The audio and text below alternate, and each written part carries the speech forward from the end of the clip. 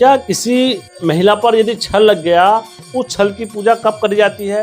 उत्तराखंड की लोक मान्यता के अनुसार बोला जाता था, हमारे बुजुर्गों के अनुसार, कि यदि किसी महिला या स्त्री या किसी पर यदि छल लगा है, तो उस छल का प्रावधान क्या है और कब हमें कितने समय में उसकी पूजा देनी चाहिए। हर क्षेत्र का विधान अलग अलग है, तो आज की वीडियो में मैं आप लोगों के साथ इसमें चर्चा करूंगा।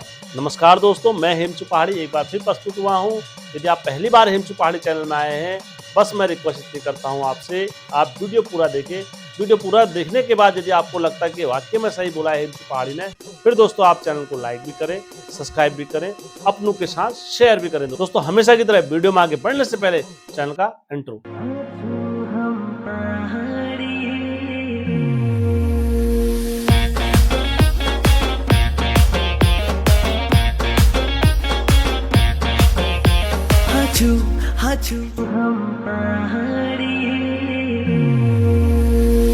जय बिरकारा बजरंगी, हर हर हर हर हर हर हर हर महादेव। आप सभी भक्तों को महादेव की कृपा और बजरंगबली का आशीर्वाद हमेशा बने रहना चाहिए। दोस्तों वीडियो में आगे बढ़ने से पहले मैं एक चीज कहूंगा आपसे, यदि आपके पास भी कोई सत्य घटना है, सत्य कहानी है, तो आप मुझे साथ अवश्य साझा करें। मेरा यकीन माने कि मैं उस घटना को सत्य समझ के ही चैनल पर अपलोड करता हूँ। दोस्तों इस वीडियो में आगे बढ़ने से पहले मैं एक चीज़ और स्पष्ट कर देता हूँ। मैं इस वीडियो में जो कुछ भी कहूँगा उत्तराखंड की लोक मान्यता पर आधारित कहूँगा और बुजुर्गों के कहानी, किस्से और देव परंपरा के अनुसार बोलूँगा, ना कि किसी व्यक्ति विशेष या किसी समुदाय को टारगेट समझकर मैं इस वीडियो में कुछ ऐसा नहीं बोलूँगा। तो दोस्तों आज की वीडियो प्रारंभ करते हैं। दोस्तों आपने अक्सर देखा होगा किसी भी लड़की पर यदि छल लग जाता है, जब वो हमारे गाड़ गधरे अक्सर दुर्लभ स्थानों में जाती हैं, तो वहाँ पर से यदि उनके साथ छल या परिक्रमा या कुछ ऐसी दुराचार शक्ति के द्वारा अगर उन्हें छल दिया जाता है, तो फिर क्या होता है, ऐसी परिस्थितियों में उस महिला को अपने इष्ट के समक्ष आना चाहिए। और उसके बाद दोस्तों जब भी उनके घर में जागर या कोई ऐसा अनुष्ठान या पूजा विधि विधान अगर होता है, तो उस लड़की का पहला उत्तरदायित्व तो क्या होता है, अपने इष्ट के सामने जाकर नतमस्तक हो जाए। क्योंकि दोस्तों जब भी किसी पर छल या कुछ ऐसी चीज लगता है, तो उसे अच्छे से आभास होने लग जाता है कि मेरे पर छल आ गया है या मेरे को छला गया है। अब कभी उसको दिखना, व्यक्ति बाहरी पुरुष दिखना, या वो ऐसे ऐसे स्वप्न देखने लग जाती है, जैसे कभी किसी का आना या जाना, या कभी ऐसी चीज़ों को महसूस करना प्रारंभ कर देती हैं। तो ऐसा जब भी किसी लड़की के साथ या कुछ भी होता है, तो इन परिस्थितियों में सबसे पहले वो अपने इष्ट के सामने नतमस्तक हो जाए और कहे, हे प्रभु, हम तो कुछ जानते नहीं हैं, हम आपके शरण में हैं, अब जो कुछ करना है आपको करना है। दोस्तों इस परिस्थिति में क्या होता है, जब भी आपका घर का इष्ट अगर प्रबल होगा, आपके घर के इष्ट यदि शक्तिशाली होंगे, तो उसको एक बबूत लगाएंगे। जब भी उनको बबूत लगेगा, तो उसमें करार रखा जाता था, 6 महीने का रखेंगे या साल भर का रखेंगे। तो साल भर का जब करार आपका वहां पर रख दिया गया उनके समक्ष, अपने ध्यानी के समक्ष, तो उसको कुछ नहीं होगा, हली हल चली चल कुछ नहीं होगा ना, वो रोना बंद हो जाएगा या वो ऐसी चीजों को महसूस करना बंद कर देगी। दोस्तों 1 साल के बाद क्या होगा, जब उसको बबूत लगाते हैं घर के इष्ट, तो उससे बोलते हैं, तेरी जो पूजा होगी, मैं वो पूजा, जब इसका भला कार्य होगा या जब इसका विवाह होगा, विवाह होने से पहले तुम्हारी पूजा हम तुमको देंगे। अभी एक और मानव दे रहे हैं, खाली हम उनको बबूत लगाते हैं और उसको टाल देते हैं। कब तक के लिए, जब तक उसका विवाह योग्य नहीं हो।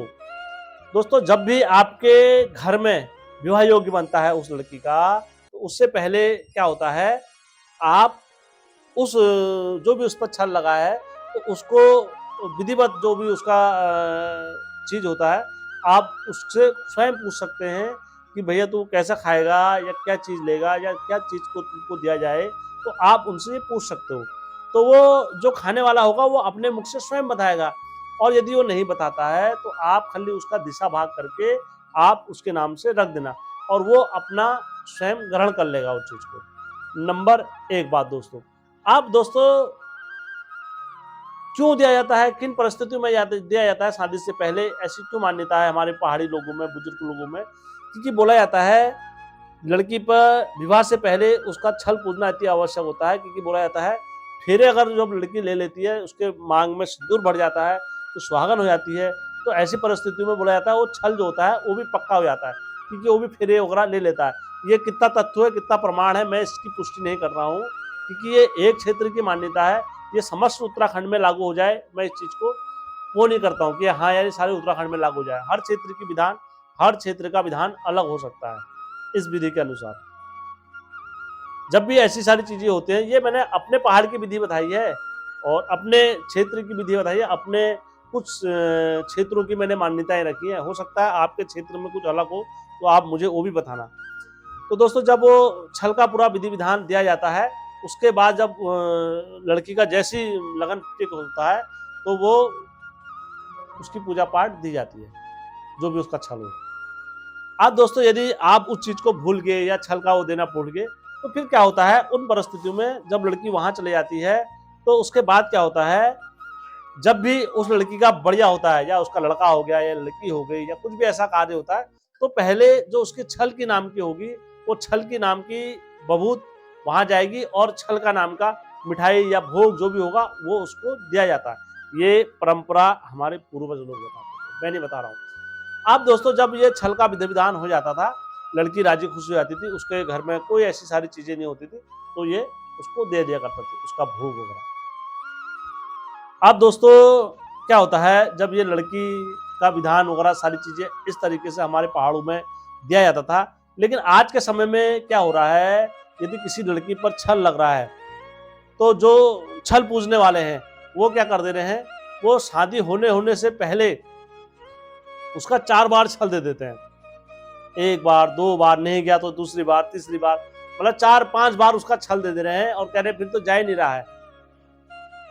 क्योंकि दोस्तों, यदि बोला जाता है इस तरीके से कोई लड़कियों की पूजा देने लग जाए या बार बार उनको छल देने लग जाए, तो क्या बोलते हैं, जैसे हो गया तो दूसरा आ जाता है, तीसरा गया, तीसरा गया, चौथा गया, इस तरीके से छल लगता रहता है।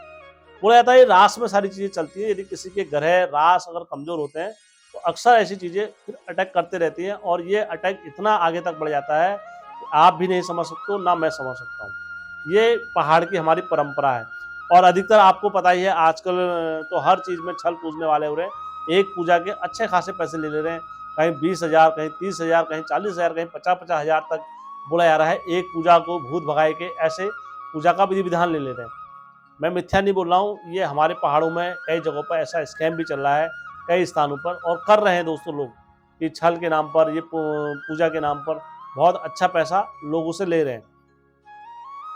तो दोस्तों, आज की वीडियो में मैंने आपके समक्ष ये बताया, यदि आपके घर में या किसी लड़की पर या किसी पर छल लगा है, तो उस छल का पूजने का विधान हमारे पूर्वजों द्वारा कब बनाया गया था और कैसे बनाया गया था, क्यों बनाया गया था, इस विषय में मैंने आप लोगों के समक्ष पूरी वीडियो रखी है। यदि ये वीडियो आपको अच्छी लगी है, अपनों के साथ, बाहर वालों के साथ, घर वालों के साथ साझा अवश्य करें, क्योंकि ये आपका अपना चैनल है, और ऐसी जानकारी मैं हमेशा आप लोगों के लिए लेकर आता रहता हूँ। दोस्तों, वीडियो अच्छा लगा होगा तो शेयर अवश्य करना। जय उत्तराखंड, जय देवभूमि।